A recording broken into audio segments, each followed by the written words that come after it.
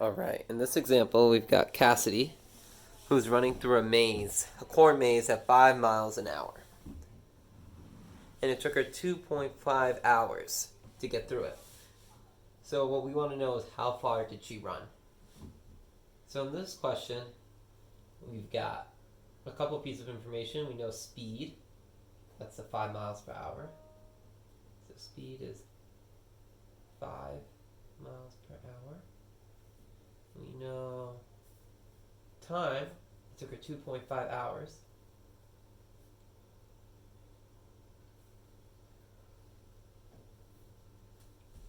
But what we want to know is distance. How far did she run? So that's going to be our question mark. So as always, when we're dealing with these speed equations, we can use our relationship. Speed is equal to the change in distance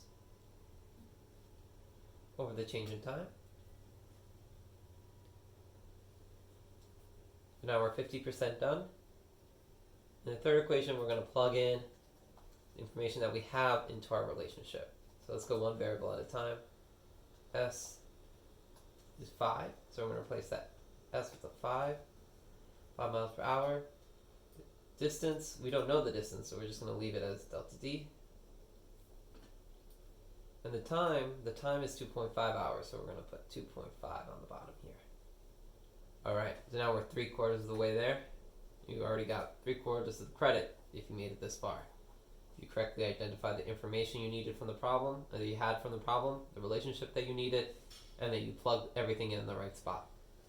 So now let's solve it to get that final 100% credit. So we notice D is in a fraction, and we know that we have to get rid of that fraction to eventually get to solve for D. So we know the way to break up that fraction is to multiply both sides by whatever's on the bottom of that fraction. So in this case it's 2.5, so we're going to multiply both sides by 2.5.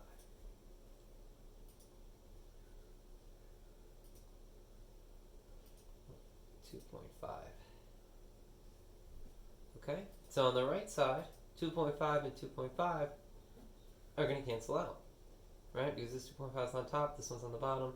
They're going to go away. The only thing that's left is this D. So when we rewrite it, I'm going to make a little wall in between both sides here.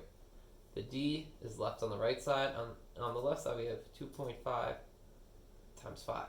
So I'm going to let you guys do that final multiplication step to get that last answer for D. And in the last space, we're going to write our final answer.